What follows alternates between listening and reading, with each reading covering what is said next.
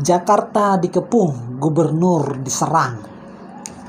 Pada dasarnya, Jakarta di bawah kepemimpinan Anies Baswedan tidak melakukan apa-apa dalam hal menanggulangi banjir. Hanya melakukan program kacangan seperti naturalisasi yang tidak ada hasilnya. Dan membuat lubang sumur resapan di dalam perkotaan. Karena semula Anies beranggapan bahwa ketika hujan turun, maka dia harus memasukkan air hujan itu ke dalam tanah. Karena hal itu tidak melanggar sunatullah. Akan tetapi Anies dan para jajarannya lupa bahwa banjir Jakarta bukan hanya sekedar hujan yang turun dari langit. Akan tetapi kiriman dari Bogor dan Depok sudah pasti tidak mungkin dimasukkan ke dalam gorong-gorong atau sumur resapan. Sumur resapan yang kecil yang mungkin lebih cocok menjadi sarang tikus. Cara kerja seperti ini hanya membuat Jakarta mundur peradabannya dalam hal penanganan banjir.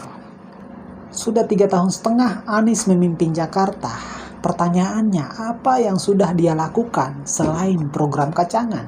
Pintar apapun Anies berkata-kata, tentunya rakyat Jakarta ingin melihat hasil kerja nyata dari penanganan banjir. Dan sekuat apapun para pendukungnya untuk membela Anies, tentu mereka tidak bisa menolak fakta atau kenyataan. Kenyataan bahwa naturalisasi tidak lebih baik daripada normalisasi.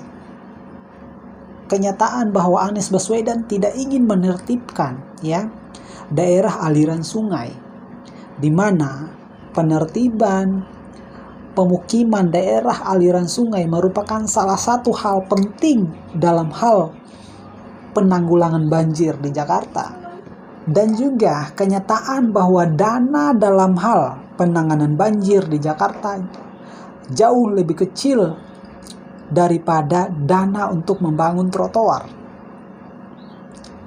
Semula kita berpikir bahwa Anies tidak akan melakukan hal demikian kalau kita flashback pada masa kampanye, di mana ia menyerang Ahok bahwa Ahok terlalu fokus untuk membangun benda-benda mati. Pada akhirnya sekarang justru Anies sekarang lebih memperhatikan mencat rumah warga dan memperindah trotoar dibandingkan dalam hal penanganan banjir. Jadi fix ini bukan soal hujat atau mengkritik Anies Baswedan atau mendukung Ahok. Apalagi banyak yang berpikir soal belum move on. Tapi ini soal gak comparable antara apa yang dilakukan Anies dengan pendekatan politis. Dengan menyatakan bahwa ketika air dibuang ke laut, itu merupakan tindakan melawan sunatullah. Ketika kita bandingkan apa yang dilakukan Ahok melakukan pendekatan yang sangat teknis, di mana ia tidak setuju ketika drainase yang vertikal tidak cocok, bahkan mustahil untuk dibangun di Jakarta, yang sudah padat, sempit, bahkan tanah di permukaan rendah, untuk melakukan hal demikian. Maka Ahok terus menyarankan untuk adanya normalisasi sungai, menertibkan yang namanya daerah aliran sungai, daripada hanya sekedar membuat sumur resapan hanya karena ingin tidak melanggar yang namanya sunatullah. Apa yang sudah dilakukan Ahok enggan untuk dilakukan Anies. Makanya jangan berharap Jakarta tanpa banjir, apalagi jangan berharap Anies tanpa bully. Karena mau siapapun gubernurnya, selama Jakarta adalah ibu kotanya, maka sejauh itulah pemimpinnya menjadi perhatian rakyat daripada pemimpin di kota-kota lain.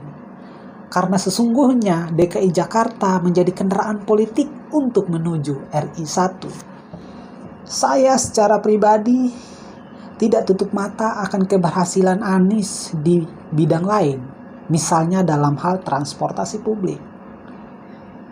Tapi dalam hal penanganan banjir, harusnya Anies Baswedan belajar dari apa yang sudah dilakukan oleh Ahok. Dulu Ahok punya program yang jelas dalam hal menangani banjir. Ahok membangun proyek normalisasi, codetan Kali Ciliwung BKT, kontrol drainase sepanjang tahun, pengerukan danau sepanjang tahun, dan pembangunan waduk. Jadi dalam kesempatan ini bukan sekadar hujatan atau kritikan terhadap Anies Baswedan, tapi mengharapkan agar Pak Anies jauh lebih sukses dalam hal menangani banjir. Tidak masalah, tidak jadi soal, sekalipun itu menggunakan program-program lama atau cara kerja lama, seperti apa yang sudah dilakukan Pak Ahok. Toh ketika Pak Anies nanti pada akhirnya berhasil dan mendapatkan penghargaan, bukan Ahok juga yang menerima, tetap Pak Anies yang mendapatkan penghargaan. Jadi saran saya, lakukanlah yang terbaik untuk masyarakat Jakarta. Jangan semata-mata fokus untuk memperindah kata-kata. Salam Unity in Diversity, bersatu dalam perbedaan. Bye.